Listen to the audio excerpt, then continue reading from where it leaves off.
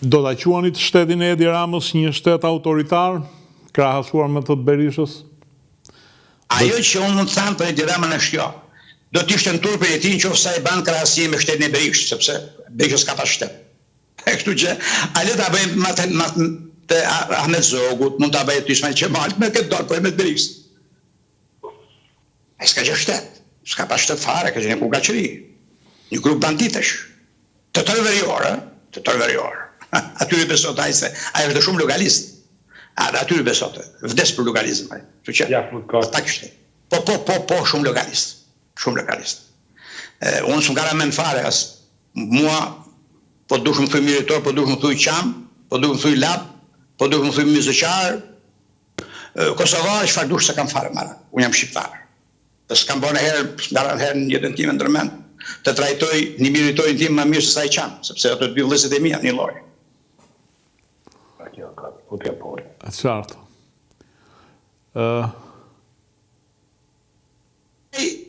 Ata që i vurin detyrë, ata ja ku e quhen Berishën.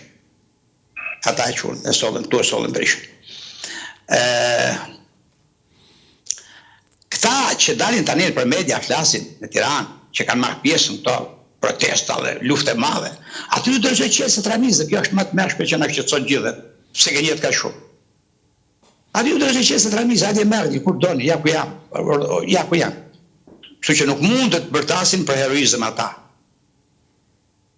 Ore nëse do gjeni një njeri që ka marrë pjesë në këto procese, e nuk ka qenë antar partie, kandidat partie, ose bashkëpunëtor i sigurisë shtetit, më vajni mu kësheshi flamurit. Që është e vërtet. Do të vajnë ta i Skënderbeu, se i flamurit e kanë zënë blenjadët. Dakor, ku të dorim vajni mu më vetë në Tiranë, vetëm gjithë gënjejnë. Të gjithë gënjejnë. Se i njëfin mafja ata njerëz, ta i lutem, nuk banë të gjëra kështu, nuk gënjet ka shapur. Do të gënjesh në një farë mënyrë që të besot diçka. E kuptojmë. Kështu që shikoj për ditë, ato ma mirë shkruajnë të gënjesh, të t'ja lënë pasardhës se mbase pasardhët i besojnë. Po unë s'kam se si t'i besoj do.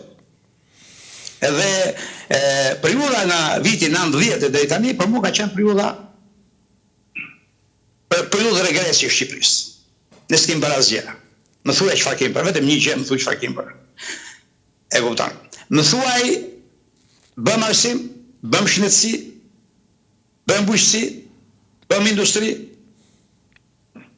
Më thuaj një gjë që kemi bërë, e themi që e konkuruam socializmin, e konkuruam me ndërrogjën. Më thuaj një, heqim dorë nga pasionet. Më thuaj ku kemi ushtrit. Në vitin 87 ne kemi vajtë në rritë Shqipërisë në përgatit spitalit e luftës për ngjarjet në Kosovë. Në 87 në kohë Parispunës, atyre armiqve të djeshëm. Që ishin sallë operacionin nga më moderne, që më lutëshin mjek nga Tirana, na merr një sallë, ndërhije bëjnë asilli sallë në Tiranë nga këta. E di, kanë qenë spitalet fushor. Pa, hajde më të gjithë. Pa. Ku janë sot? Asnjë s'ka nga këta.